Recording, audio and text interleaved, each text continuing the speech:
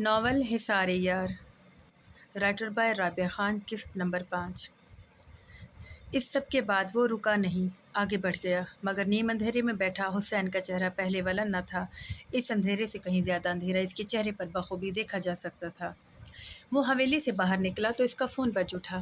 اس نے ایک پل کو رک کر ہاتھ میں پکڑا فون نگاہوں کے سامنے کیا اور پھر نمبر دیکھ کر اس کے تنے اعصاب ڈھیلے پڑے۔ سپاٹ سے چہرے پر شناسائی ابھری اور پھر وہ شناسائی دھیرے سے مسکراہٹ میں ڈھلتی گئی۔ وہ اب تک حویلی کے سر سب سے دالان میں کھڑا تھا اور خنک سی ہوا سے اس کے بال ہلکے ہلکے اڑ رہے تھے۔ اس نے مسکراتے ہوئے کال کاٹ کر دوبارہ سے رابطہ ملایا اور پھر دور تک خاموشی میں ڈوبے لان کو دیکھتے دوسری طرف جاتے فون کو سنے گیا۔ 1 گھنٹے کے بعد ہی فون اٹھا لیا گیا تھا۔ تو پھر کیا فیصلہ کیا ہے تم نے؟ اس نے بہت نرمی سے پوچھا تھا اور پھر لبوں کو دانتوں تلے دبائے اس نے آگے والے کی بات سنی۔ میں آپ کو جنازہ دوں گا ولی، میں کبھی آپ کو ڈس آن نہیں کروں گا، میں کبھی بھی آپ کو پہچاننے سے انکار نہیں کروں گا کیونکہ ساری دنیا آپ کو چھوڑ سکتی ہے مگر زین آپ کو کبھی نہیں چھوڑ سکتا۔ معصوم آواز میں کہے گئے چند جملوں نے جیسے اس پر جمی سالوں کی کثافت کو ایک ہاتھ مار کر جھاڑ دیا تھا۔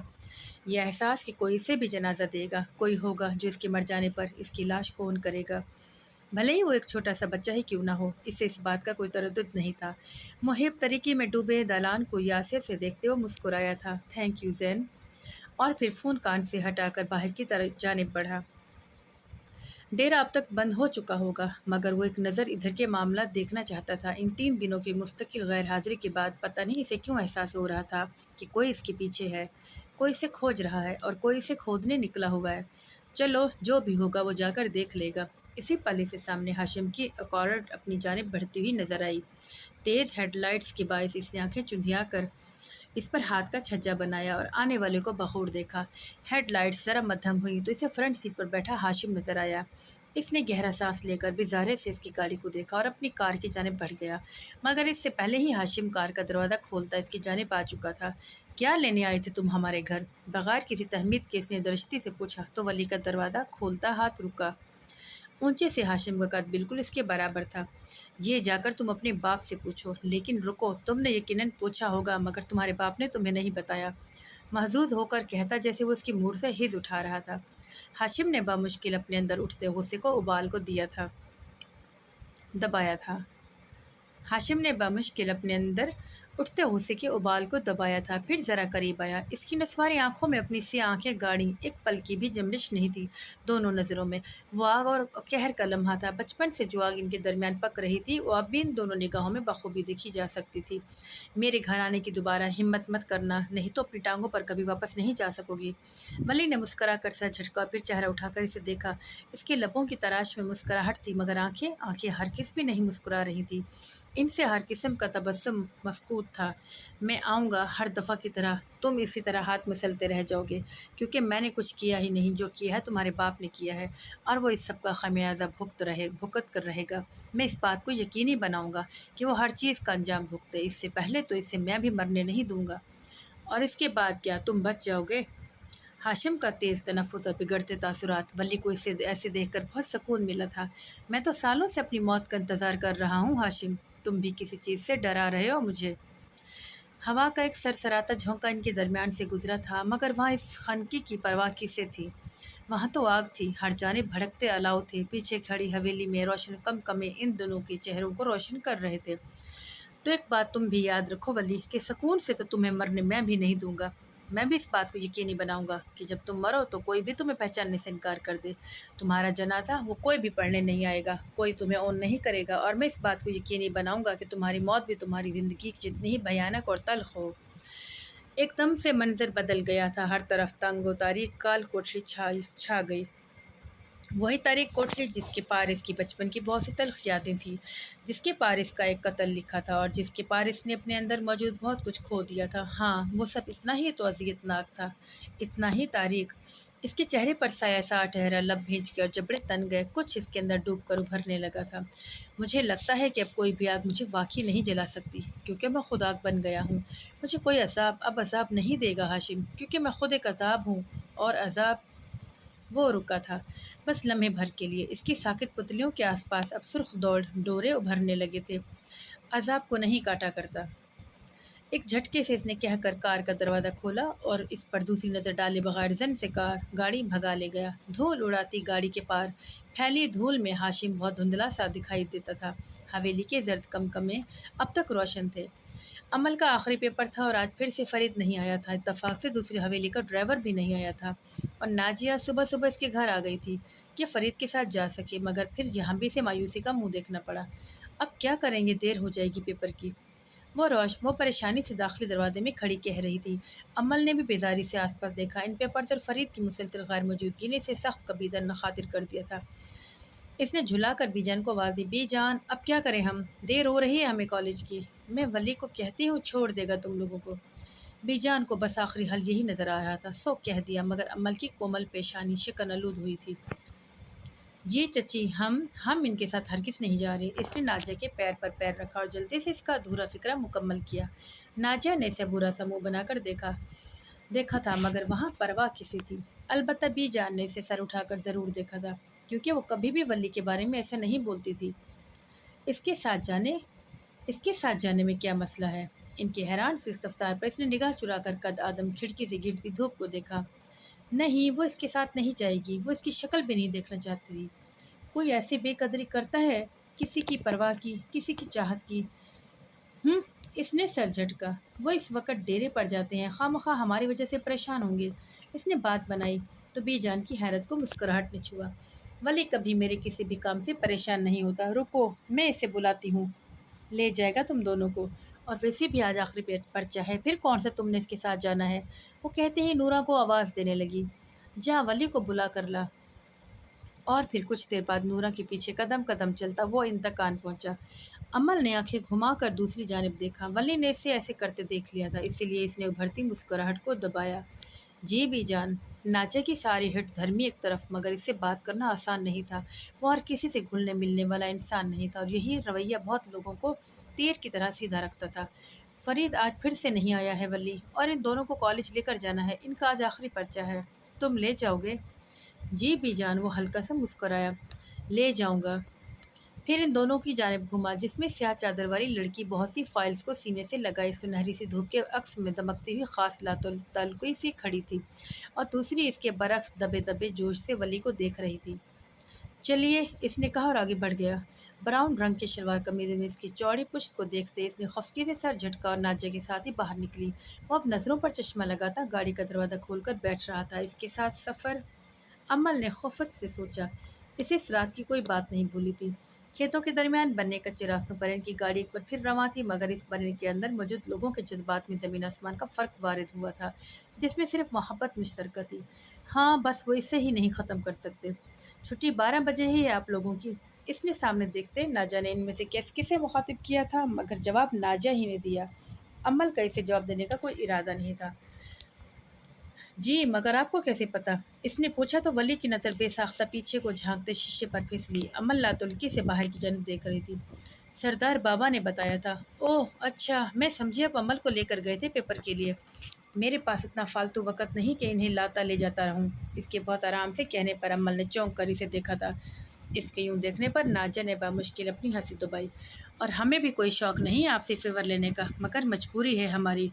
مجبوری تو سمجھتے ہیں نا آپ؟ بہت دھڑاک سے اس نے چہرہ دوبارہ کھڑکی کی جانب پھیرتے کہا تھا۔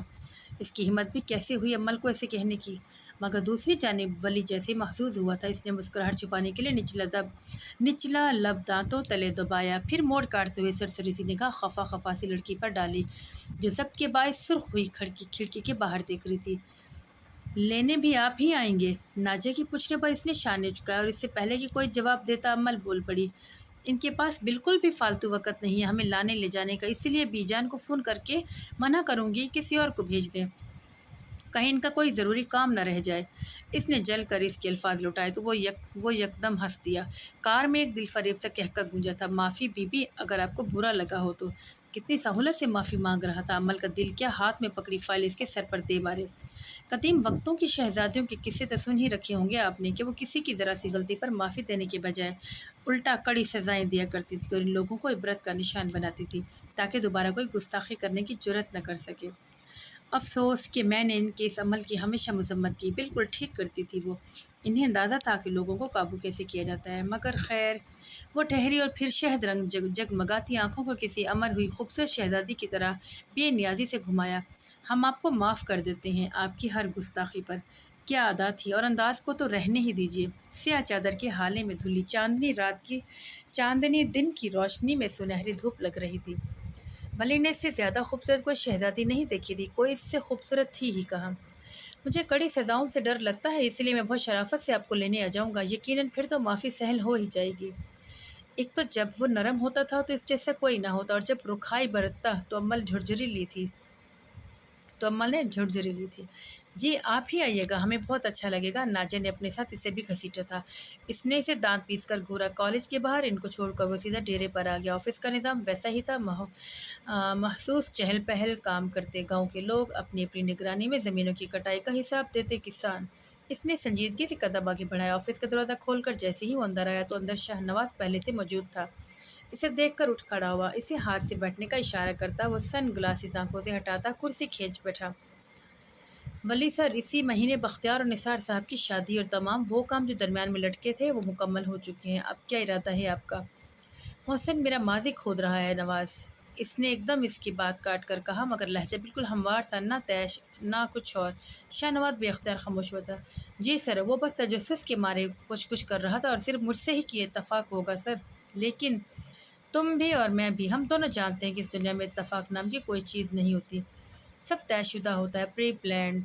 اس نے سنجیدہ سا ابرو اٹھا کر اسے دیکھا تو نواز نے تھوک نکلا۔ ولی کے اندر تک اترتی گہری نظریں اسے بوکھلائی دے رہی تھی۔ سر میں دیکھتا ہوں کہ وہ کیا کرنا چاہ رہا ہے، اور جتنی جلدی تم دیکھ لو گے اتنا ہی بہتر ہوگا۔ مجھے صرف یہ بتاؤ کہ وہ کس کے کہنے پر یہ سب کر رہا ہے، اور یہ الہی بخش باہر کیا کر رہا ہے؟ اس کے بیٹے کا مسئلہ اب تک سیدھا نہیں ہوا؟ اس نے بیک وقت سوال کیا تو شاہ نواز پل میں سنبھلا۔ وہ چاہتا ہے کہ آپ ایک دفعہ اے ایس پی صاحب سے بات کر لیں تو وہ ان کے بیٹے کو رہا کر دے گا۔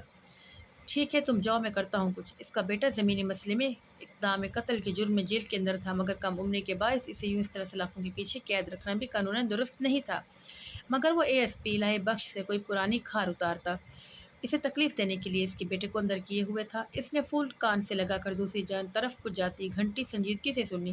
اگلے ہی لمحے فون اٹھا لیا گیا۔ وعلیکم السلام، اس نے سر کو خم دے کر جواب دیا۔ میں نے یہ کہنے کے لیے فون کیا ہے، اور کتنا تم کرم بخش کو لاک اپ میں رکھو گے، اس کا باپ پریشان ہے، اسے رہا کرو محمود شاہ۔ اس نے اچھے جاننے والوں کی طرح اسے کہا تو وہ فوراً مان گیا، مگر پھر اس کی اگلی بات سن کر جیسے وہ ساکت ہوا تھا۔ تو تم کہہ رہے ہو کہ وہ لڑکا بھلے ہی کم عمر ہے، لیکن وہ مہارت رکھتا ہے اس قسم کے کاموں میں، یعنی قتل اور اقدام قتل میں؟ اسے حیرت نہیں ہوئی تھی، مگر اتنے شریف باپ کی اولاد کا سن کر اسے ضرور حیرت ہوئی تھی۔ کس کی قیادت میں کام کرتا رہا ہے وہ؟ اس نے اندھیرے میں ایک تیر چلایا جس طرح تیر نشانے پر لگا تھا۔ اس نے اسے محسوس کیا۔ تو ہاشم محترم کا ہاتھ ہے اسے ایسا بنانے میں۔ ٹھیک ہے، تم رہا کر دو اسے، لیکن سیدھا میرے پاس بھیجو، میں اس سے ایک آدھ بات کرنا چاہتا ہوں۔ اس نے فون رکھا اور چند پل سوچتی نظروں سے کسی غیر مرئی نقطے کو دیکھے گیا۔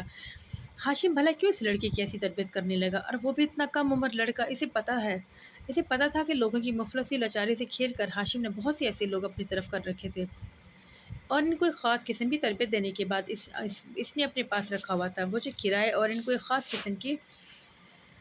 جو کرائے کے قاتلوں کی بات کرتا تھا تو وہ لوگ انہی لوگوں میں سے ہوا کرتے تھے جنہیں عرصے تک ہاشم نے پالا ہوتا اور تراش کر اپنے قریب رکھا ہوا تھا۔ مگر الہی بخش کا بیٹا ہی کیوں؟ وہ تو اس علاقے کا تھا ہی نہیں، وہ تو تھا بھی شیخ الزمان کے رکھے۔ کہیں کچھ غلط تھا؟ اس کی چھٹی اسے آگاہی دے رہی تھی، مگر کیا غلط تھا اسے اب بھی یہ جاننا تھا۔ کچھ پل چند زمینی معاملات کو نپٹاتے اسے وقت کا پتہ ہی نہ چلا۔ 12 بجے عمل کی چھٹی تھی اور ابھی 11:15 بجے تھے، اسے 11:30 تک نکلنا تھا۔ سو اس نے اطمینان سے گھڑی دے کر اپنا کام جاری رکھا۔ دفتر کرم بخش نے دروازے میں داخل ہو کر اجازت چاہی تو اس نے سر اٹھا کر اسے دیکھا۔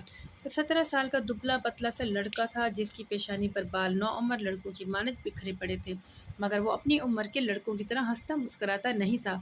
اس کے چہرے پر ایک خاص قسم کا تناؤ ولی نے ہمیشہ دیکھا تھا۔ آؤ، اس نے ٹیک لگا کر اسے اجازت دی تو وہ سلام کرتا اندر آ کر کرسی کھینچ بیٹھا۔ ولی نے آنکھیں سکیڑ کر گہری نظروں سے اسے دیکھا تھا۔ کب سے کام کر رہے ہو تم ہاشم کے لیے؟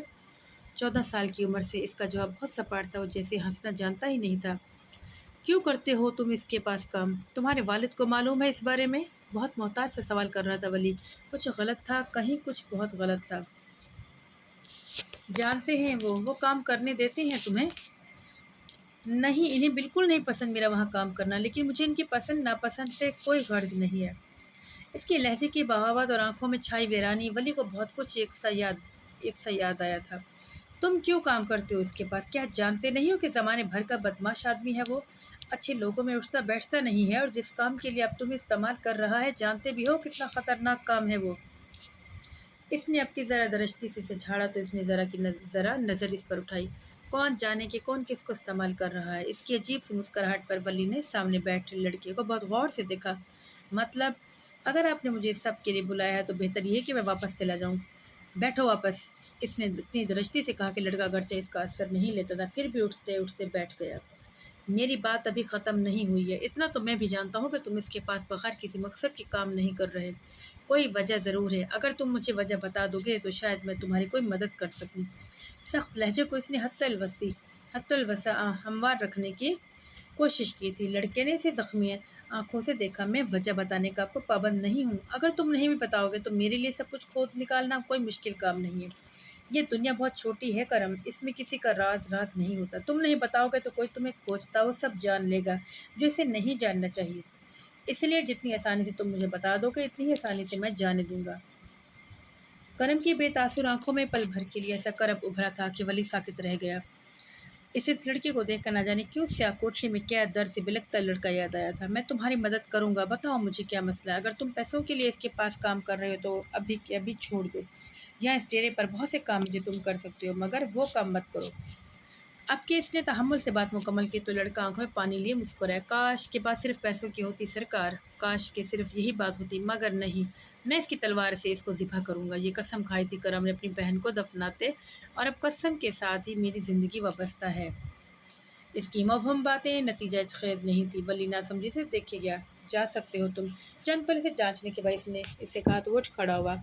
मुड़ नहीं लगा था कि वली के बाद ने इसके कदमों को जंजीर कर दिया। मैं किसी को भी अपने राजों में शरीक करने का हामी नहीं हूँ करम, मगर आपके दुश्मन का दुश्मन आपका दोस्त होता है, और हाशिम मेरा सबसे बड़ा दुश्मन है।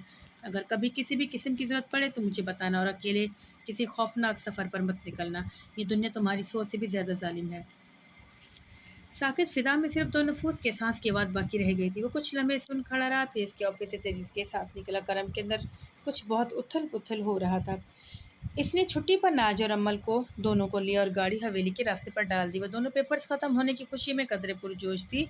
आज के पेपर को डिस्कस कर रही थी और साथ साथ इस शख्स सी इन्वेजिलेटर को भी कोस रही थी कि जिसकी मौजूदगी में इनका सांस खुश्क हुआ पड़ा था। तौबा, इन्हें तो देखकर ही खौफ आ रहा था। मुझे एक तो इतनी बड़ी साड़ी और फिर ऊपर से इनका गुस्सा। नाजा ने कहकर झुरझुरी ली थी, और इसने सुनकर शुक्र जान छूटी। हमारी पेपर से सूली पर लटका रखा था मुझे तो जब से शुरू हुए थे, मगर आज मैंने सिर्फ और सिर्फ सोना, और कुछ भी नहीं करूंगी मैं। जब अपन फाइल्स को इकट्ठा करके साथ गोद में रख तो इसने भी दबी दबी से खुशी से कहा था। आखिरी पेपर के बाद की खुशी से भी ज़्यादा इस दुनिया में कोई असूदा लम्हा होता है भला? इसका चेहरा भी खुशी से चमक रहा था। गाड़ी ड्राइव करते हुए संजीदगी से बाहर देखता वली किसी सोच में डूबा हुआ था। सोच की लकीरें इसकी पेशानी पर बखूबी देखी जा सकती थी। इन दोनों की बातों से लाताल्लुक़ से अभी तक करम का पुरस्कार रवैया उलझाया हुआ था। क्या था जिसे वो छुपा रहा था? क्या हो सकता था भला? इतना तो इससे भी अंदाज़ा हो गया था, जो था वो बहुत भयानक था, मगर क्या? हर मुमकिना बात सोच कर वो खुद ही अपने तख़ीलात की तरतीब करता अजीब मखमसे में फंसा था। एकदम से नाजिया और अम्मल की हंसी पर चौंका। वो दोनों किसी बात से लुत्फ़अंदोज़ होती अभी तक हंस रही थी। इसने सर झटक कर दी, हाथ ड्राइविंग की तरफ लगाया। हवेली के बाहर इसने कार रोकी तो नाजिया और अम्मल दोनों गाड़ी से उतरकर हवेली के जहाज़ी गेट के अंदर दाखिल होती नजर आईं। वो बेदहानी में इनको जाता देख रहा था। क्या वजह हो सकती है? क्या करम से कुछ ऐसा हो गया था जो इसे नहीं करना चाहिए था, और अब हाशिम इसे सबकी वजह से ब्लैकमेल करके अपने पास रखे हुए है? ओहो, ऐसा होता तो करम कब का एतराफ़ कर चुका होता, क्योंकि वो जानता है कि वो अंडर एज है। इसने गहरा सांस लेकर बहुत सी सोचों को झटका था। इसी पल हवेली के दाखिली दरवाजे के अंदर जाती नाजिया मुड़ी, इसे मुस्कुरा कर देखा और आगे बढ़ गई। अमल ने इसकी हरकत नहीं देखी थी, वो अंदर जा चुकी थी। उफ! मली ने कोफा से गहरी सांस ली और गाड़ी डेरे की जानब बढ़ाई। ये लड़की ना इसे मरवाएगी किसी दिन। नाजिया की हरकत पर सख्त कोफत का शिकार होता। अब वो फिर से जहन झटक रहा था। محسن کیا کرتے پھر رہے ہو تم آج کل؟ شاہ نواز نے اس کے سر پر پہنچ کر کہا تو لمحے بھر کو وہ ہڑبڑا سا گیا۔ اسے اتنی براہ راست پوچھ کی امید نہیں تھی۔ میں کیا کروں؟ فوراً لڑکھڑاتی زبان کو سنبھالا۔ بس فطری تجسس مجھے یہاں تک لے آیا۔ ایک ایسا بندہ جس کا نہ خاندان، نہ کوئی فیملی بیک گراؤنڈ، نہ کوئی آگے پیچھے، پہیا تو آسمان سے ٹپکا یا پھر زمین سے اگا ہے۔ میں ان سب باتوں پر مزید صبر نہیں کر سکتا، اس لیے چھان پھٹک کے لیے نکل کھڑا ہوا۔ کندھے جھکا کر کہا تو شاہ نواز کے ابرو تنے، ولی سر کو تمہاری چھان پھٹک کا پتہ چل گیا، اور اگر انہیں غصہ آ گیا نا تو تمہیں پھٹک کر رسی پر ڈال دیں گے۔ نواز کے خبردار کرنے پر اس کے ناک سے مکھی اڑی تھی۔ مجھے کون سی کسی جنسی نے ہائر کیا یہ سب کرنے کے لیے؟ میں تو خود کی تسکین کے لیے سب کر رہا ہوں اور کچھ نہیں۔ اس نے صرف صاف گوئی سے بتا دیا تھا۔ وہ چند پل اسے مشکوک نظروں سے دیکھتا رہا۔ کیا ملا تمہیں اب تک ان کے بارے میں؟ بہت تاک کر سوال کیا تھا نواز نے۔ محسن نے لمحے بھر کو ٹھہرا۔ اسے سوال سے زیادہ اس کا انداز عجیب لگا۔ یہی کہ وہ سردار بابا کے سگے بیٹے نہیں ہیں بس، یا کچھ اور؟ مجھ سے کچھ بھی مت چھپانا۔ اس کی سکڑی ہوئی تیکھی نظریں محسن کو پیشانی پر پسینہ آنے لگا تھا۔ میں نہیں کر رہا کچھ بھی شاہ سر۔ اب ڈرا کیوں رہے مجھے؟ میں کچھ نہیں چھپا رہا۔ اب سیدھے سبھاؤ پوچھا تھا کہ بتا دیں ولی سر کے بارے میں اب بتا بھی نہیں رہے ہیں اور ایسے شک بھی کر رہے ہیں۔ اس نے ذرا خفگی سے نوعمر لڑکوں کی طرف ناک سکوڑ کر کہا تو نواز کی پیشانی کے بل ڈھیلے پڑے۔ گہرا سانس لے کر محسن کو دیکھا۔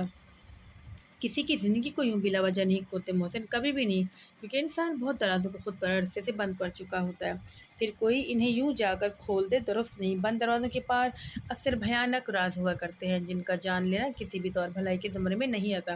محتاط رہو اور کوئی ایسی ویسی حرکت مت کرنا۔ چلتا ہوں۔ وہ اٹھ کر گیا تو محسن دروازے کو ہی دیکھتا رہا۔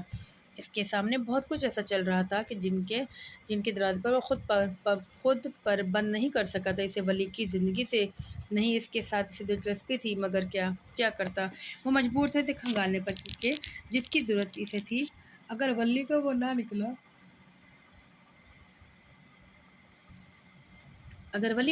تو پھر بہت بڑا جھول ہو جانا تھا۔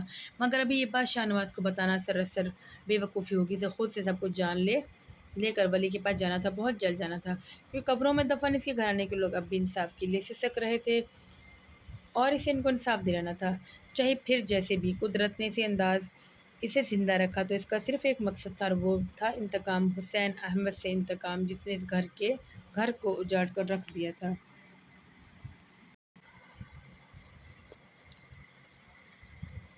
رات کی سیاہی میں چمکتی حویلی شان سے سر اٹھائے کھڑی تھی، ایسے کہ اسے دیکھنے کے لیے انسان کو اپنی آنکھیں چندھیانی پڑتی۔ اس کا حسن ویسے ہی نظروں کو خیرہ کر دیا کرتا تھا۔ زرد قمقموں سے روشن حویلی آج پھر سے ڈھولکی تھی، اور اس وقت بختیار، نثار، نفیس غرض کے گھر کے سارے لڑکے اکٹھے تھے۔ وہ سب مردانے برجوان تھے۔ اس طرف لاؤنج میں دوشیزاؤں نے خوب رونق لگا رکھی تھی۔ عمل نے مسکرا کر ریلنگ سے نیچے جھانکا۔ اس کے اطراف سے گرتے سلکی بال کھلے ہونے کے باعث نیچے جھول رہے تھے۔ ناجن نے اسے مسکرا کر نیچے آنے کا اشارہ کیا تو سر ہلاتی واپس مڑی۔ سرخ چوڑی دار پاجامے اور سرخی رنگ کی لمبی قمیض زیب تن کیے اس نے گویا ساری حویلی میں روشن قمقموں کی روشنی میں خود میں سمو لی تھی۔ کانوں سے لٹکتے زیور جھمکے اس کے سر کی ذرا سی جنبش پر جھوم رہے تھے، مگر پرواہ کیے بغیر سلکی بالوں کو ہاتھ سے سمیٹتی نیچے اترنے لگی، سہج سہج کر اترتی۔ عمل نے بہت سی گردنوں کو اپنی جانب گھومتے دیکھا تھا، وہ تھی ہی اتنی خوبصورت۔ اسی پل وہ حویلی میں داخل ہوا تھا۔ صبح والے قطعی قمیض شلوار میں ملبوس سیاہ شال کو گردن کے گرد لپیٹے، ہمیشہ کی طرح عام سے حلے میں فون کان سے لگائے، شاید کسی سے بات کر رہا تھا، وہی مصروف سا ولی۔ جی باقر صاحب، دین صاحب کی بیٹی کا کیس۔ اس کی نظر بے سختہ عمل پر پڑی۔ سلکی بالوں کو ہاتھ سے روکے وہ جھک کر کسی عمر رسیدہ خاتون سے مل رہی تھی۔ اس کے چہرے پر پڑتے سرخ عکس نے اس کے چہرے کا رنگ آتشی کر دیا تھا، گویا دھلی ہوئی سرخ چاندنی ہو۔ ایک پل کو لگا تھا اسے سنبھلنے میں۔ گہرا سانس لے کر اس نے چہرہ پھیرا۔ کبھی کبھی عمل اسے ایسے ہی بے بس کر دیا کرتی تھی۔ جی باقر صاحب، جی ان کے کیس کا فیصلہ آ چکا ہے، اب بس معاملات آگے بڑھائیے۔ جی۔ اس نے قدم زینوں کی جانب پھیرے۔ اسے سردار بابا نے بلایا تھا، نہیں تو اس وقت ایسے لڑکیوں کے رش میں وہ کبھی نہ آتا۔ اسے اٹھ پٹانگ حرکتیں کرتی لڑکیوں سے سخت الرجی تھی۔ عمل نے اسے نہیں دیکھا، وہ ابھی تک خاتون سے باتیں کر رہی تھی۔ اس نے دروازے پر دستک دی اور پھر بی جان کی آواز پر اندر داخل ہوا۔ زمان ایک طرف کرسی پر بیٹھے تھے اور بی جان بیک گراؤنڈ سے ٹیک لگائے ہوئے تھی۔ دونوں کو ایک نظر دے کر مسکراتا ہوا دروازہ بند کرتا صوفے پر آن بیٹھا۔ السلام علیکم سردار بابا، باقر صاحب نے مجھ سے فون پر ابھی بات کی ہے، وہ اس وقت کام کی کوئی بات نہیں ہوگی۔ بی جان نے اسے ٹوکا۔ اس نے چونک کر سردار بابا کو دیکھا، جواباً انہوں نے مسکراہٹ دبا کر کندھے اچکائے، جیسے اس میں کچھ نہیں ہو سکتا۔ کہیں آغا جان بی جان کے کہنے پر زمان ذرا سی کرسی آگے کو ہوئے وہ اب تک سوال نظروں سے دونوں کو دیکھ رہا تھا۔ تم جانتے ہو کہ بختیار نثار دونوں کی شادی ہو رہی ہے؟ ہم دونوں چاہتے ہیں کہ انہوں نے بی جان کی جانب دیکھا، مسکرائیں کہ تمہاری بھی اب شادی ہونی چاہیے۔ اب کہ وہ بہت زور سے چونکا تھا۔ شادی؟ اس نے پلکیں جھپکائی۔ مگر میرا تو ایسا کوئی ارادہ نہیں ہے سردار بابا شادی کرنے کا، اس نے صاف گوئی سے کہا۔ تو ابی جان نے خفگی سے تو بی جان نے خفگی سے دیکھا۔ یہ کیا بات ہوئی بھلا؟ شادی اب نہیں کرو گے تو کب کرو گے؟ وہ ان کی بات پر ہنس پڑا۔ بی جان مجھے نہیں کرنی شادی، میں کیا کروں گا شادی کر کے؟ اب کے ہنسنے کی باری زمان کی تھی۔ اس کے بھونڈے سے سوال پر بی جان بھی ہنسی تھی اور جھپ گیا۔ دفاع کرنے کے چکر میں پتہ نہیں کیا بول دیا تھا اس نے۔ میرا مطلب ہے ابھی آپ صرف ان دونوں کی شادی نپٹائیں، میرا تو ویسے بھی شادی کا بھی کوئی ارادہ نہیں ہے۔ جلدی سے تصحیح کی۔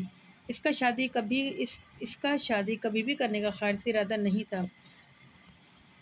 ہم بس یہ پوچھ رہے ہیں کہ کوئی پسند ہے تو ہمیں بتاؤ، ہم رشتہ لے کر جائیں گے ان کے گھر۔ ظاہر ہے شادی ابھی تک نہیں ہوگی، ابھی نہیں ہوگی مگر بات تو پکی ہو سکتی ہے نا، وہ ہمیں اب کر لینی چاہیے۔ سردار بابا کی بات پر زخمی سے مسکرائے، آنکھوں کے باہر سرخ جوڑے والی لڑکی لہرائی تھی، بار بار سلکی بالوں کو سمیٹتی اپنی ساری خوبصورتی سے بے خبر معصوم میں سے کسی بات پر ہنستی ہوئی۔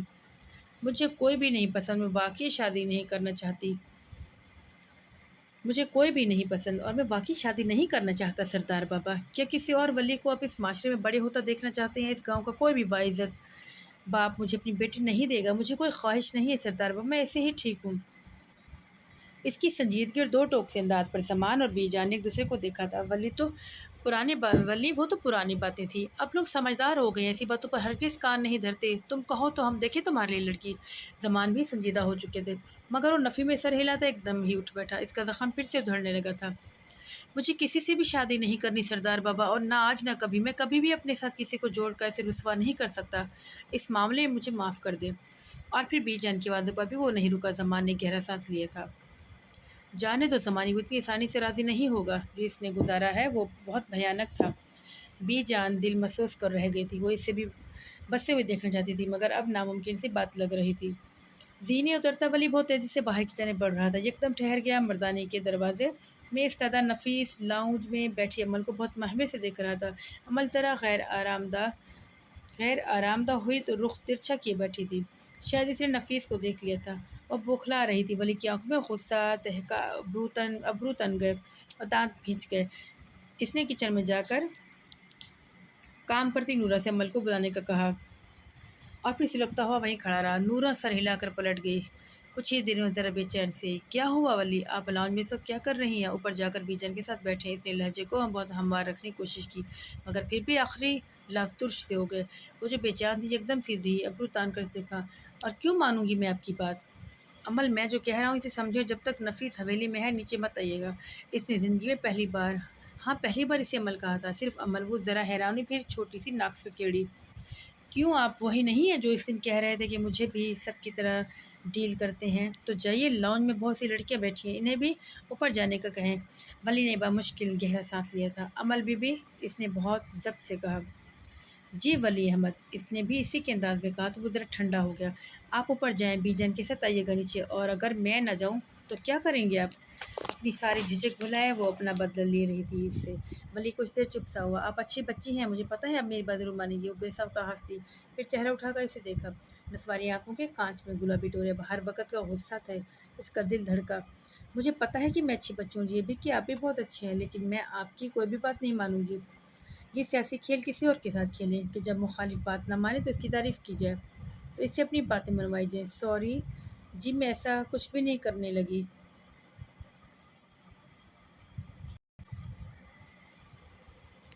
وہ کہہ کر پلٹنے لگی تو اس کی آواز نے اسے بے ساختہ روک لیا۔ نورا، مردانے کا دروازہ بند کرو جا کر، اور اگر کوئی کچھ کہے تو اسے کہنا کہ لاؤنج میں بیٹھی لڑکیاں غیر آرام دہ ہو رہی ہیں۔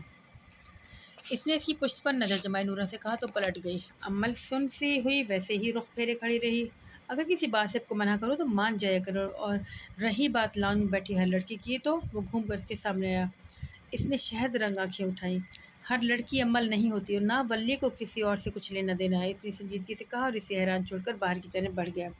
وہ وہیں کچن میں رکی رہی جب تک نورا نے اسے آ کر بتا نہیں دیا کہ وہ مردانے کا دروازہ بند کروا چکی ہے۔ وہ تب تک وہیں کھڑی رہی، دل اب تک کانوں میں دھک دھک کر رہا تھا۔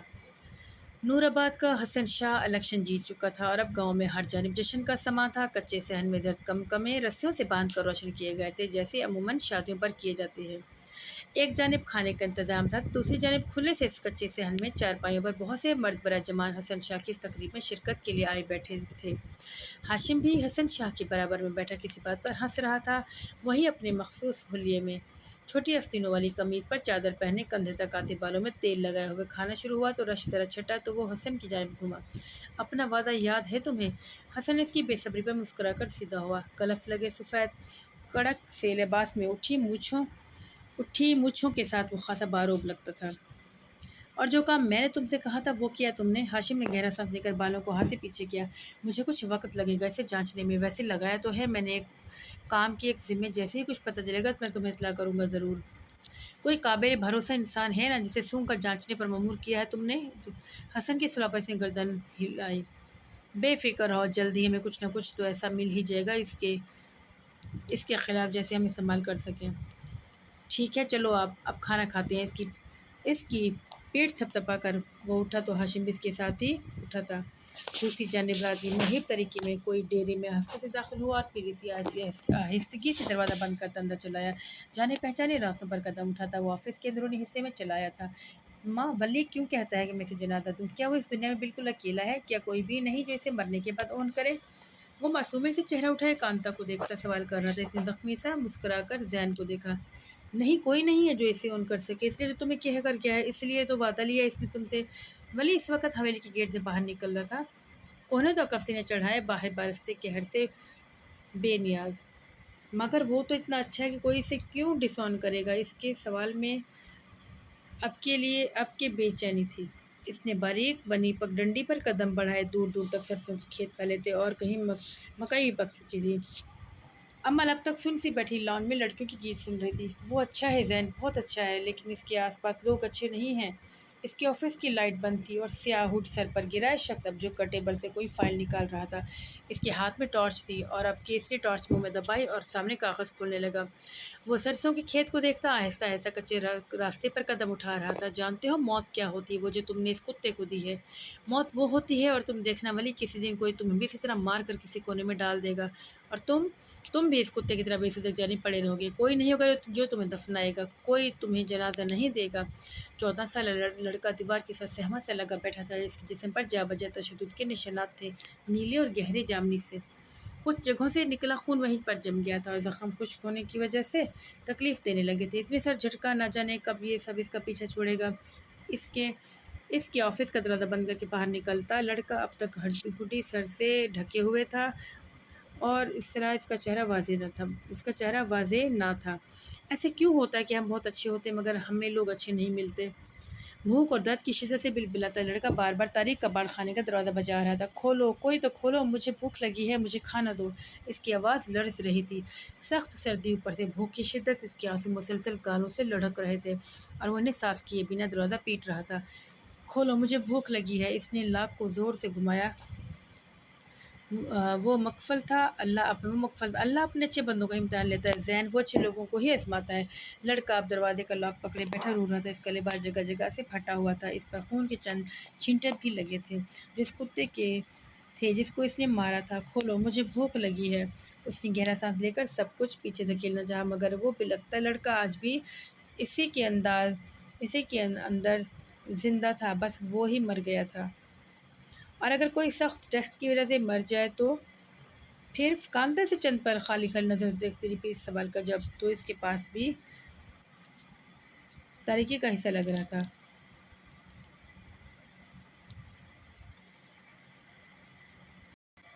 اس سوال کا جواب تو اس کے پاس بھی نہیں تھا۔ ہڈی والا لڑکا اب ڈیرے سے باہر نکل کر دور ہوتا جا رہا تھا، تاریکی میں قدم اٹھاتا وہ بھی اسی تاریکی کا حصہ لگ رہا تھا۔ امل کی نظریں بار بار دروازے کی جانب اٹھ رہی تھی۔ کاش کہ وہ آ جائے، شاید کہ وہ آ جائے، اسے بس ایک نظر دیکھنا تھا اسے۔ اس کی آنکھوں میں چھائی ویرانی اس اندھیر ہوتی رات میں بھی محسوس کی جا سکتی تھی۔ لوگوں نے اسے مارنے کی بہت کوشش کی تھی، اسے ہر طرح کی اذیت دی تاکہ وہ خاموشی سے دم دے، مگر پھر بھی زندہ رہا۔ کون جانتا تھا کہ مسجد کے باہر ڈلا بچہ بچ جائے گا، لیکن وہ بچ گیا تھا۔ وہ بچہ زندہ تھا اور آج تک زندگی کو کاٹتا وہ اسی مسجد کے باہر پڑا تھا جہاں سے اسے اٹھایا گیا۔ تنگ و تاریک کباڑ خانے میں خون اور ٹھنڈے لیکن وہ بچ گیا تھا، وہ بچہ زندہ تھا، اور آج تک زندگی کو کاٹتا وہ اسی مسجد کے باہر پڑا تھا جہاں اسے اٹھایا گیا تھا۔ تنگ و ترے کباڑ خانے میں خون اور ٹھنڈے گوشت کی عجب سی بو پھیلی ہوئی تھی۔ یک بے سود پڑا کتا اپنے کٹے گلے کی پرواہ کیے بنا اٹھا اور دیوار سے لگے لڑکے کی جانب بڑھنے لگا۔ اس کا خون گردن سے ٹپ ٹپ ٹپک رہا تھا۔ لڑکا ساکت ہوا، پھیلی پھیلی آنکھوں سے کتے کو خود کی جانب بڑھتے ہوئے دیکھتا رہا۔ یکدم کتے نے جس لگا کر اس پر حملہ کیا اور وہ ہڑبڑا کر اٹھا۔ اس کا سانس دھونکنے کی مانے چل رہا تھا، دل اتنی زور سے دھڑک رہا تھا گویا ابھی باہر آ گرے گا۔ اس نے اپنی پیشانی پر جمے پسینے کو آستین سے صاف کیا اور پھر چونک کر آس پاس دیکھا۔ کمرہ لیمپ کی مدھم روشنی میں نیم تاریک لگ رہا تھا، سکون میں ڈوبا، خاموش۔ اوہ! اس کے لبوں سے سانس خارج ہوئی۔ خواب تھا، ہاں بس خواب۔ بڑبڑاتا ہوا کمبل خود پر سے ہٹا کر بستر سے باہر نکلا اور چند پل یوں ہی پیر لٹکائے بیٹھا رہا۔ یہ خواب اس کی زندگی کا حصہ بن چکے تھے، اور اس کتے کو جسے اس نے مار دیا تھا، اسے تو وہ اکثر اپنے خوابوں میں دیکھا کرتا تھا۔ کبھی حسین کو دیکھتا جو اس پر جھکا پوری قوت سے اس کا گلا دبا رہا تھا، کبھی وہ سیاہ سرنگ اس کے ذہن میں آ جاتی جس سے اس نے بہت سی راتیں گزاری تھیں۔ سر جھٹک کر سوچوں سے ذہن کو آزاد کرتا وہ واش روم کی جانب بڑھ گیا۔ کچھ دیر بعد باہر نکلا تو اب کی چہرہ دھلا ہوا تھا، ہاتھ کونوں تک گیلے تھے اور ماتھے پر نم بال پڑے تھے۔ اس نے سر ذرا ہلایا تو نم بال لہرائے، ان سے بہت سے قطرے گرے۔ پھر اس نے تولے سے چہرہ اور بال خشک کر کے انہیں ہاتھوں کی کنگھی سے پیچھے کیا اور دیوار پر لگی گھڑی میں وقت دیکھا۔ لیمپ کی جانب آیا، 3:30 بج رہے تھے۔ تولیہ پھیلا کر صوفے کی پشت پر ڈالا اور جائے نماز بچھاتا اس پر کھڑا ہوا۔ وہ اوپر والے سے شکوہ نہیں کرتا تھا اور اس سے دعا مانگنے سے بھی گریز کرتا تھا۔ اس کا بھی اس سے ایسا تعلق تھا ہی نہیں کہ جس میں وہ اس سے لمبی لمبی دعائیں کرتا، شکوے کرتا۔ اس کو بس اس سے اتنا ہی تعلق تھا کہ نماز پڑھ لی یا پھر دوسرے لوگوں سے اس کا ذکر سن لیا، بس۔ اس نے کبھی اس کی جانب بڑھنے کی کوشش نہیں کی تھی۔ وہ اس کے لیے اجنبی سے تھا، ایک عقیدے کی طرح کہ بس وہ ہے، اس کے پاس کیسے جایا جاتا ہے، اس سے بات کیسے کی جاتی ہے، اس سے شکوے کیسے کیے جاتے ہیں، اسے یہ سب نہیں آتا تھا اور نہ اس نے جاننے کی کوشش کی تھی۔ عمل کبھی کبھی کہتی تھی کہ اللہ سنتا ہے، جیسے وہ سنتا ہے ویسے کوئی نہیں سنتا، مگر اسے اس بات پر یقین نہیں آتا تھا جو اس کی تار تار ذات کو دیکھ کر بھی انجان بنا ہوا تھا۔ اس سے وہ بول کر کیا کرتا، یہی اس کی سوچ تھی۔ اوپر والے سے تعلق، بس، فل سٹاپ۔ اسی سپاٹ پن کے ساتھ اس نے نیت باندھی اور سر جھکا کر ہاتھ باندھے مدھم آواز میں پڑھنے لگا۔ اسی تاریک سی سرد رات میں کرم ایک قبر کے برابر میں ویران سا بیٹھا تھا۔ قبرستان کی گہری خاموشی میں سینکڑوں قبریں دور تک سوئی ہوئی تھیں، اور ان میں سے کچھ پکی تھیں، کچھ کچی اور بالکل تازہ، جن پر پھول پڑے تھے اور گیلی مٹی کی مہک میں کافور کی بو رچی بسی تھی۔ وہ اکڑوں بیٹھا، گھٹنوں میں سر دیے ہوئے تھا۔ سرد ہوا سے سارا قبرستان سیاہ رات کی تاریکی میں عجیب پراسرار لگ رہا تھا۔ اس نے سر اٹھا کر ہاتھ ذرا آگے بڑھایا اور پھر 3-4 سال پرانی قبر کی خشک مٹی پر انگلی سے لکیریں کھینچنے لگا۔ ایک آنسو اس کی آنکھ سے لڑکا تھا، جیسے اس نے بے دردی سے رگڑ دیا۔ میں ان کو نہیں چھوڑوں گا ابا، میں ایک ایک کی جان لوں گا، ایک ایک کو اپنے ہاتھوں سے قتل کروں گا۔ آپ بس تھوڑا سا صبر کر لیں، میں جلد آپ کے پاس آؤں گا، اور اب کی بار میں خالی ہاتھ نہیں آؤں گا بلکہ اس کا کٹا سر لاؤں گا جس نے آپ کو اس قبر میں سلا دیا ہے۔ ہاں ابا۔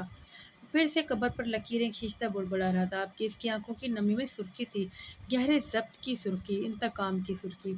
ولی نے سلام پھیر کر خالی نظروں سے سامنے دیوار کو دیکھا اور پھر چند لمحے ویسے ہی بیٹھا رہا۔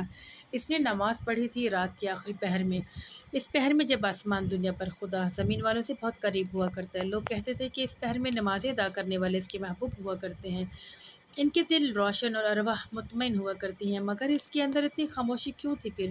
وہ کیوں کچھ بھی اس کے لیے محسوس نہیں کر پا رہا تھا؟ اس نے دل پر ہاتھ رکھ کر اسے محسوس کرنا چاہا، مگر بیزاری سے سر جھٹک کر اٹھ گیا، جائے نماز لپیٹا اور پھر سے بستر پر آ کر لیٹ گیا۔ اسے یاد تھا کہ بچپن میں زمان جب اسے ہاتھ سے پکڑ کر مسجد لے جایا کرتے تھے، تب وہ انہیں فجر کی نماز میں طویل قیام کرتا دیکھ کر سوچا کرتا تھا، آخر یہ اس میں کیا پڑھتے ہوں گے؟ پھر ایک دن اس نے ان سے پوچھ ہی لیا۔ مسکرا کر اس کا ہاتھ پکڑے مسجد سے نکل آیا۔ ان دنوں اس کی عمر 9 سال کی تھی۔ وہ ان کی انگلی پکڑ کر مسجد جاتا، انہی کے ساتھ واپس۔ اسے زمان کے ساتھ بہت سکون ملتا تھا۔ میں اللہ کا قرآن پڑھتا ہوں۔ انہوں نے مسکرا کر گردن جھکائی اور چھوٹے سے ولی کو دیکھا۔ اس نے ناسمجھی سے سر اٹھایا۔ وہ تو میں بھی پڑھتا ہوں، مگر میری نماز تو اتنی جلدی ختم ہو جاتی ہے، اور آپ کچھ چھپا رہے ہیں نا؟ آپ کے اس نے سمجھتے ہوئے مشکوک ابرو اٹھایا تو زمان ہنس پڑے۔ فجر کی پاکیزہ ٹھنڈک میں چلتے ہوئے دونوں نیلی سی روشنی میں بہت مدھم دکھائی دیے تھے۔ میں کیوں چھپاؤں گا بھائی تم سے؟ میں بس اپنی فیورٹ سورہ پڑھتا ہوں، اس لیے نماز تھوڑی لمبی ہو جاتی ہے۔ اور آپ کی فیورٹ سورہ کون سی ہے؟ اس نے چونکہ نیا قرآن ختم کیا تھا اس کا جوش بجا تھا۔ عنکبوت، میری فیوریٹ صورت عنکبوت ہے۔ عنکبوت، اس نے زیر لب دہرایا۔ اس میں کیا ہے ایسا کہ یہ آپ کو اتنی پسند ہے؟ وہ یاسر سے مسکرائے ہوئے نیلی روشنی میں ڈوبے گاؤں کو دیکھ رہے تھے۔ اس میں گھر کی بات ہے ولی، گھر کی؟ کس کے گھر کی؟ اسے اچھنپا ہوا۔ حویلی اب نظر آنے لگی تھی۔ وہ کچی پگڈنڈی پر چلتے گھر کے قریب پہنچ چکے تھے۔ مکڑی کے گھر کی بات ہے اس میں، اس گھر کی جو دنیا کا سب سے کمزور گھر ہے، اس گھر کی جو ایک ہی جھٹکے میں ٹوٹ جاتا ہے، وہ جو گھر ایک جھٹکے میں ٹوٹ جائے، جو سب سے کمزور گھر ہو، اس سورہ میں یہ ہے۔ پھر بھی اس میں پسند کرنے کی کیا بات ہے؟ دمان کو اندازہ تھا کہ وہ ایک ذہین بچہ ہے، پھر بھی جو بات وہ اسے سمجھائیں گے وہ اس کی سمجھ سے اوپر ہوگی، مگر وہ اسے سمجھانا چاہتے تھے۔ کبھی نہ کبھی بڑے ہو کر وہ ان کے پیغام کو ڈیکوڈ ضرور کر لے گا، اتنا اندازہ انہیں تھا۔ وہ رک کر اس کے سامنے پنجو کے بل بیٹھے، اسے دونوں کندھوں سے تھاما اور اس کی آنکھوں میں دیکھا۔ حویلی بس چند قدم کے فاصلے پر تھی۔ اس میں دنیا کے گھر کی بات ہے ولی، اس میں اس گھر کی بات ہے جو دنیا کا کمزور ترین گھر ہے، اور پھر اس گھر کو تشبیہ دی گئی ہے دنیا سے۔ مجھے یہ سورہ اس لیے اچھی لگتی ہے کیونکہ اسے موجود مکڑی کا ذکر مجھے اپنا ذکر لگتا ہے، میں اس سے خود کو ریلیٹ کر پاتا ہوں۔ اللہ کہتے ہیں مکڑی کا گھر کمزور گھر ہے جو جھٹکے میں ٹوٹ جاتا ہے، اسے توڑنے کے لیے زیادہ محنت نہیں کرنی پڑتی۔ مگر جانتے ہو کیا؟ مسکرائے تھے۔ اس مکڑی کو معلوم ہوتا ہے کہ اس کا گھر انتہائی کمزور ہے، بالکل بیکار ہے، مگر پھر بھی وہ دن رات محنت کرتی ہے، اس گھر کو سجاتی ہے، بناتی ہے، وہ یہ سب کر کے کبھی نہیں تھکتی۔ اگر اس کا گھر ٹوٹ بھی جائے تو وہ دوبارہ بنانے لگتی ہے۔ میں بھی تو ایسے ہی ہوں نا ولی، بار بار دنیا بنانے لگ جاتا ہوں، حالانکہ مجھے پتہ ہے کہ میں ایک دن اس گھر کو ختم ہو ہی جانا ہے۔ مجھے معلوم ہے کہ میں جو کچھ بنا رہا ہوں وہ پائیدار نہیں ہے، یہ سب فنا ہونے والا ہے، مگر تمہیں ایک بات بتاؤں، انسان کو جتنی بھی نصیحت کی جائے وہ بھول جاتا ہے۔ اسے یاد رکھنے کے لیے ضروری ہے دہرانا، بار بار خود کو یاد دلانا۔ تو جب بھی میں دنیا کے پیچھے بھاگنے لگتا ہوں یا اپنے اس گھر کی فکر میں اس گھر کو بھول جاتا ہوں جو زیادہ پائیدار ہے، تب میں اس سورت کی تلاوت کرتا ہوں جو مجھے دوبارہ سے لائن پر لے آتی ہے۔ وہ اس کا گال تھپ تھپا کر اٹھ کھڑے ہوئے تو اس نے بھی قدم حویلی کی جانب بڑھا دیے۔ زمان جانتے تھے کہ ان کی باتیں ابھی سے سمجھ نہیں آئیں گی، مگر اتنا یقین تھا کہ وہ انہیں جلد سمجھ جائے گا۔ اس پہر رات کے اندھیرے میں اپنے بستر پر دراز ولی کو پیغام سمجھ آ گیا تھا۔ اس نے زخمی آنکھوں سے چھت کو دیکھا۔ مکڑی کا گھر کتنا بھی ناپائیدار ہو سردار بابا، برہر گھر ہوتا ہے جس میں وہ خود کو محفوظ محسوس کرتی ہے۔ میں کتنی بھی کوشش کر لوں، جانتا ہوں کبھی گھر نہیں بنا سکوں گا، کمزور سا بھی نہیں، مگر میں اس گھر کی تیاری بھی نہیں کروں گا جو اس دنیا کے بعد ہے، کیونکہ اس نے اپنی نشان زدہ ہتھیلی کو سامنے کیا۔ مجھے کسی بھی قسم کے گھر پر یقین نہیں رہا، نہ اس دنیا کے اور نہ اس سے باہر کی دنیا۔ وہ اب تک ہتھیلی کو دیکھتا سوچ رہا تھا، جس پر لگا زخم تو مندمل ہو گیا تھا، ہاں البتہ نشان رہ گیا تھا، نشان جو زخم بھرنے کے لیے بعد بھی رہ جایا کرتے تھے۔ صبح سفید حویلی میں خوب چہل پہل ہو رہی تھی۔ ملازمین عام روز کے برعکس زیادہ مستعدی سے کام نپٹاتے دکھائی دے رہے تھے۔ چمکتے ٹائلز والے لاؤنج میں ناشتے کے بعد زمان اور بی جان بیٹھے ہوئے شاید مہمانوں کی فہرست بنا رہے تھے۔ دائیں ہاتھ والے صوفے پر براجمان نثار اور بختیار شادی کے کھانے کے بارے میں محو گفتگو تھے۔ ان کے مخالف صوفے پر پیر اوپر کر کے بیٹھی عمل پرجوش سے ہوئی بی جان کی کندھے سے جھانک کر مہمانوں کی فہرست دیکھ رہی تھی۔ شادی میں چونکہ کم دن رہ گئے تھے اس لیے تیاریاں زوروں پر تھیں۔ بھائی میرا سوٹ درزی کے پاس سے لانا، اور یہ میری بارات کی جوتی بھی نہیں ہے۔ اس نے سامنے بیٹھے بختیار کو مخاطب کیا تو مسکرا کر سیدھا ہوا۔ ٹھیک ہے، شام میں شہر کی طرف جاؤں گا، تم چلنا میرے ساتھ، جو بھی خریدنا ہو خرید لینا۔ کسی دوست وغیرہ کو شہر سے دعوت دینی ہے تو بتا دو، ابھی تم دونوں۔ بی جان نے مصروف سا چہرہ اٹھا کر دونوں بیٹوں کو دیکھا تھا۔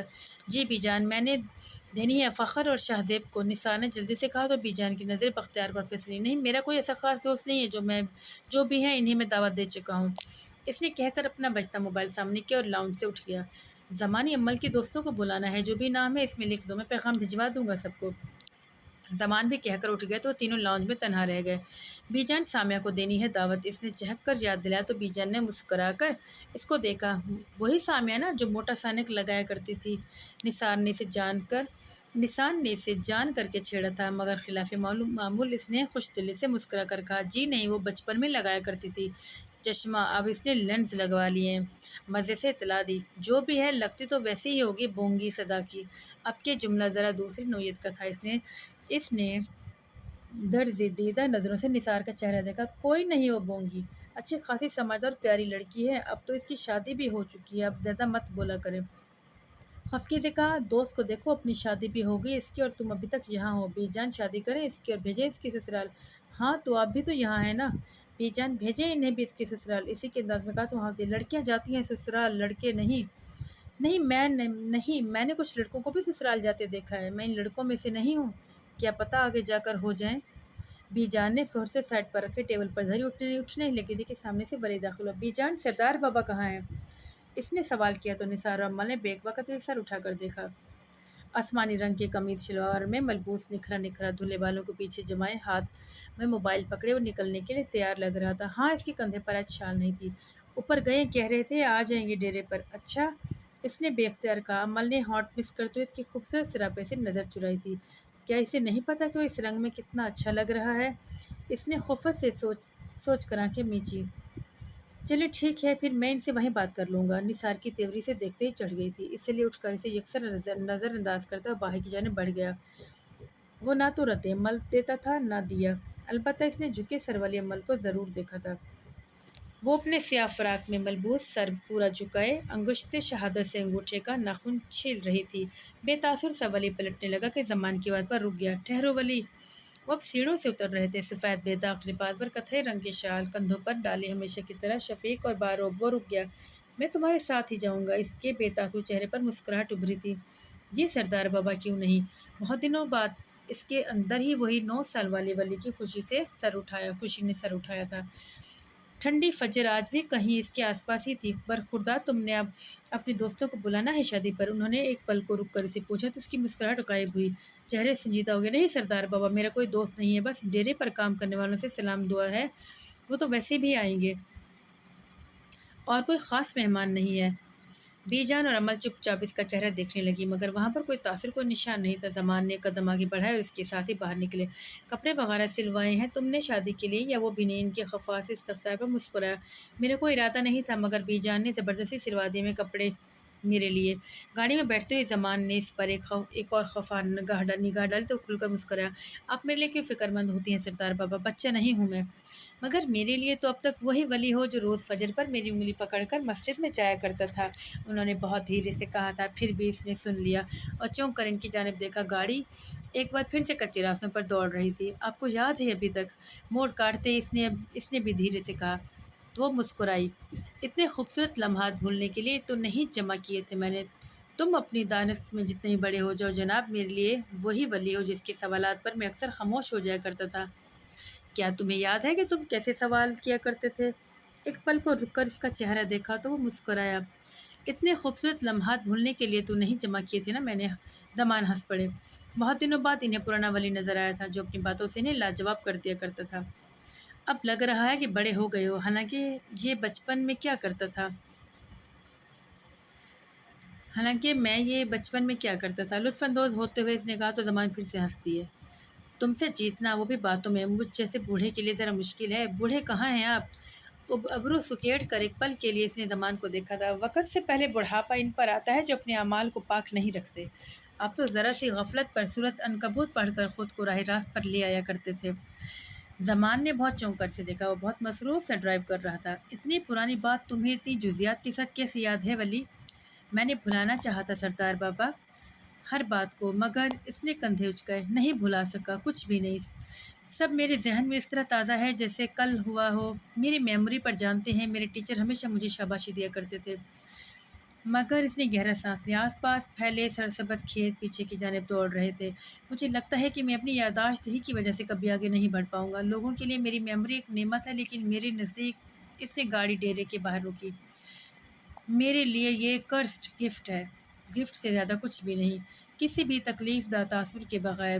وہ بہت آرام سے کہہ رہا تھا، پھر ان کو دیکھ کر مسکراتا ہوا گاڑی سے اتر گیا۔ زمان بھی گہرا سانس لیتے دروازہ کھول کر باہر کی جانب اترے۔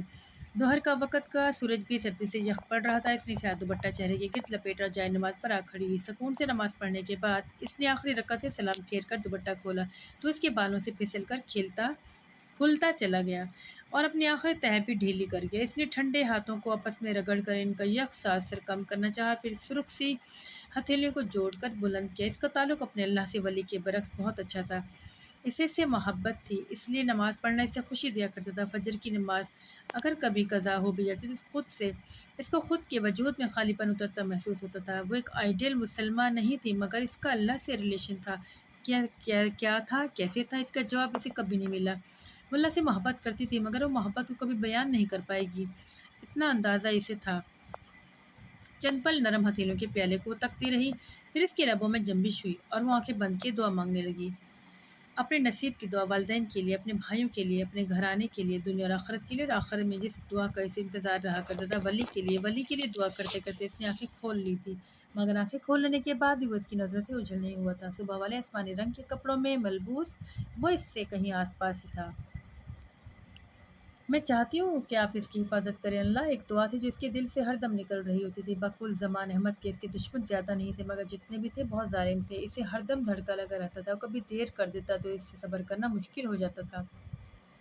ایک غیر کی محبت کو اپنے دل میں آنے سے وہ نہیں روک سکی۔ بی جان کہتی تھی شادی سے پہلے آنے والا مرد عورت کی زندگی میں تباہی کے سوا کچھ نہیں لاتا، مگر وہ ان سے پوچھنا چاہتی تھی کہ جو مرد بغیر اجازت لیے دل کے بند کواڑوں کو کھولتا اندر جا بسے، اس کی سزا عورت کو کیوں کر سنائی جائے؟ اس نے جان بوجھ کر اسے نہیں چاہا تھا، اس نے تو بس محسوس کیا تھا کہ اس کی نظروں سے وہ پگھلتی تھی، اس کی تکلیف سے دل کٹتا تھا، اس کی گلابی آنکھوں کی خشکی سے مات دے دیا کرتی تھی۔ اس میں اس کا کیا قصور تھا؟ اس نے تو ان سب کو دعوت نہیں دی تھی خود تک آنے کی، اس نے کبھی اس کی حوصلہ افزائی نہیں کی تھی، نہ ولی کی جانب سے ایسا کوئی جواب موصول ہوا تھا۔ وہ تو تھا ہی صدا کا دور، وہ تو کبھی اس کے قریب نہیں آیا تھا، غلطی سے بھی نہیں۔ پھر کیوں تھا ایسا کہ وہ قریب قریب لگتا تھا؟ کیوں اس پر غصہ آ جانے کے بعد بھی وہ اس کی فکر کرنا نہیں چھوڑ پاتی تھی؟ کیوں وہ اجنبی ہوتے ہوئے بھی اپنا تھا؟ کیوں آخر وہ اس پر سختی نہیں کرتا تھا؟ اس نے آنکھیں بند کی تو آنسو پلکوں پر ٹھہر گئے، ناک سرخ ہو گئی، ہونٹ لرزنے لگے۔ اللہ جانتا تھا کہ وہ یہ سب کچھ جان کر نہیں کر رہی، اس نے اس سے محبت سوچ کر نہیں کی تھی، وہ تو اس کی کچی عمر کا خواب تھا جس کا رنگ اس کے دل پر پکا ہوتا جا رہا تھا۔ چہرے پر ہاتھ پھیر کر وہ اٹھی، جائے نماز طے کی اور اسے سنگھار میز پر رکھا، پھر دوپٹہ سر سے اتار کر کندھوں پر پھیلاتی باہر آئی۔ باہر زندگی ویسی ہی چل رہی تھی، مخصوص چہل پہل اور وہی دن چڑھے کی سرگرمیاں۔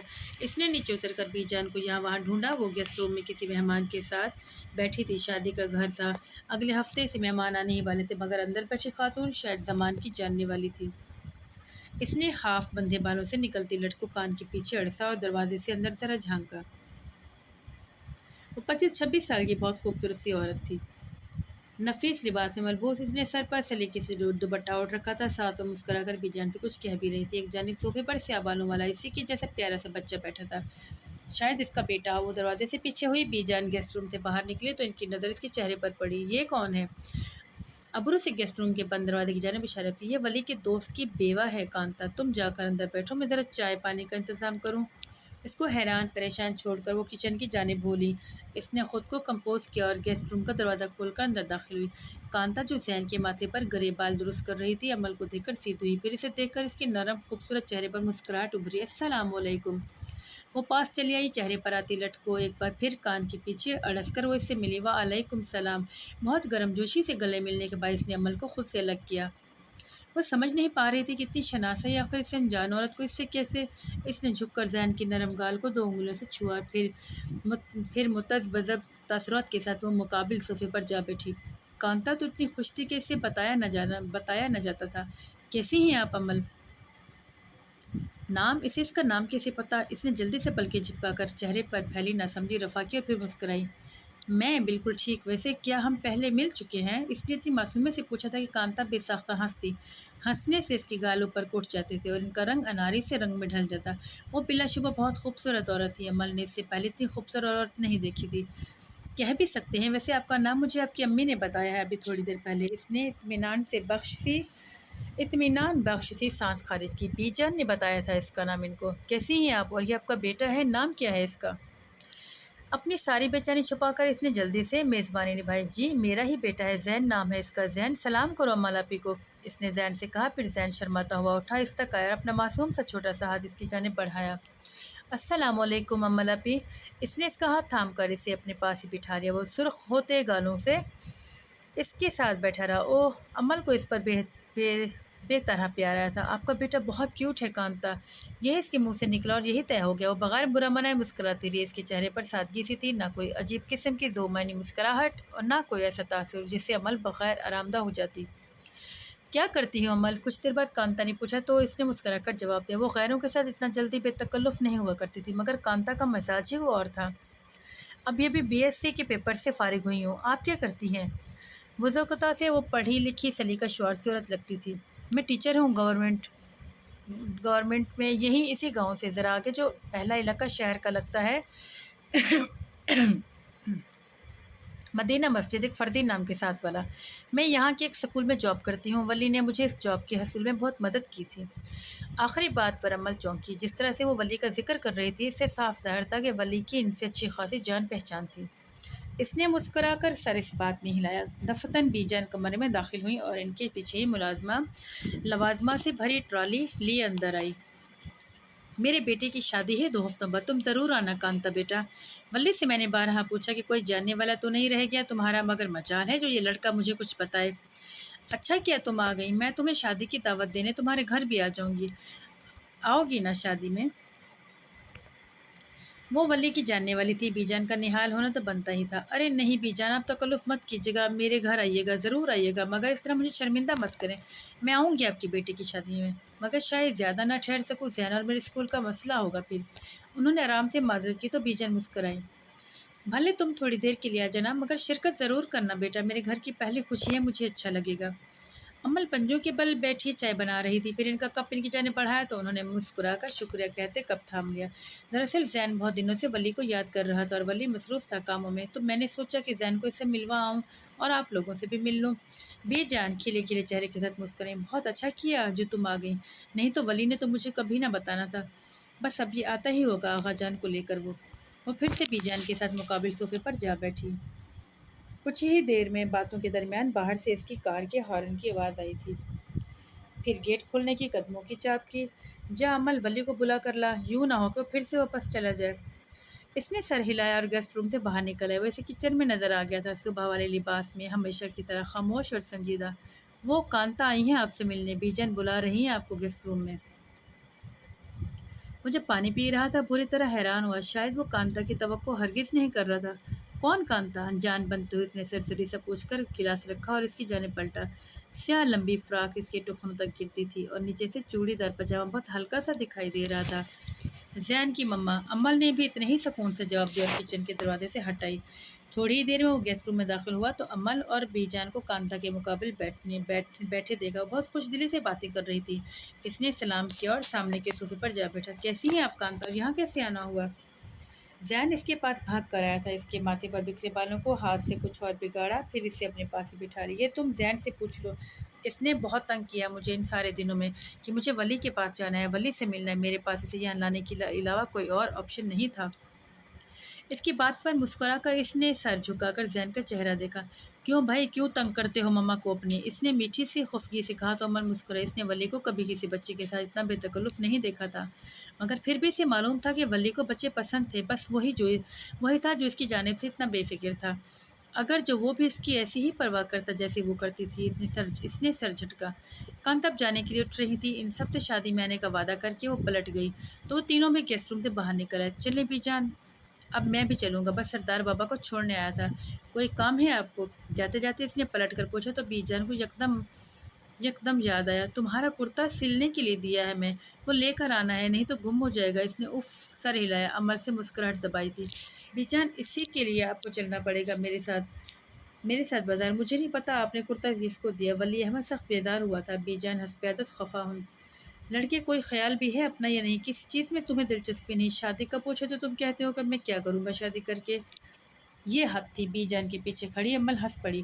ولی کے کان سرخ ہوئے، مگر بی جان خفگی سے بولے جا رہی تھی، لڑکوں کو دیکھو جا کر بازاروں سے 100 چکر لگاتے ہیں، خود کے کپڑے لیے شادی کے علاوہ کوئی دوسری بات ہی نہیں کرتے، 6 لڑکیوں سے بیک وقت محبتیں بھگتا رہے ہوتے ہیں، اور ایک تم ہو ولی۔ عمل کو اپنی ہنسی روکنا اس سمے بہت مشکل لگا۔ ولی بی جان کو روکنا چاہ رہا تھا، مگر بے سود۔ تم 6 لڑکیاں نہیں پسند کر سکتے، کم از کم کوئی ایک ہی پسند کر لو، یوں اس طرح زندگی کیسے گزرے گی؟ پل بھر کو ولی کی نظروں نے ان کے پیچھے کھڑی لڑکی تک سفر کر بی جان کے قریب ہوا۔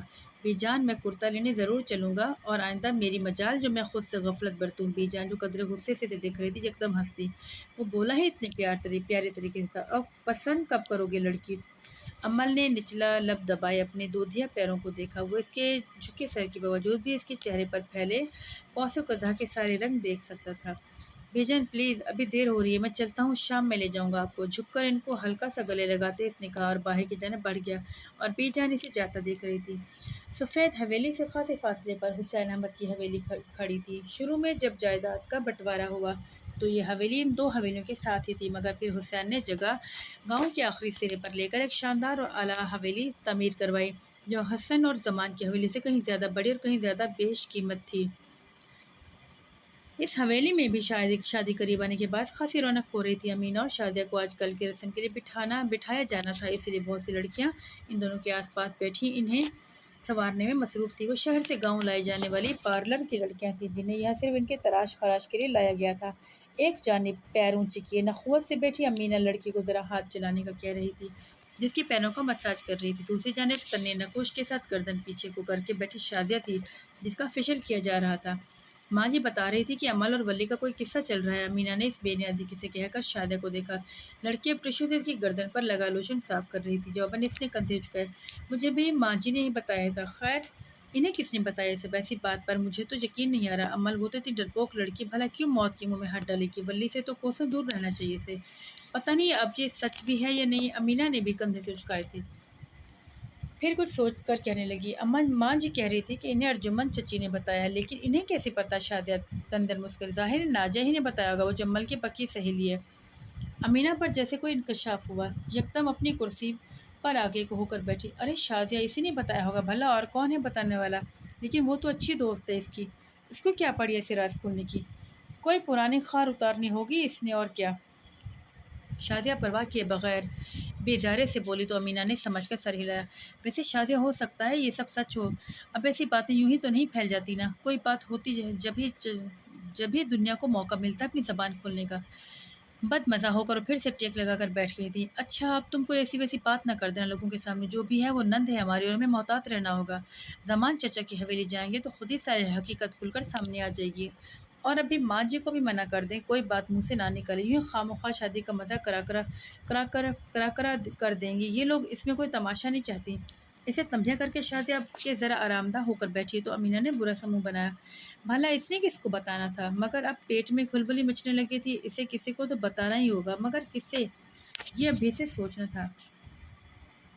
نڈھال سی امل نے سارے شاپنگ بیگز کو ایک جانب صوفے پر ڈالے اور پھر خود بھی صوفے پر ڈھیر ہو گئی۔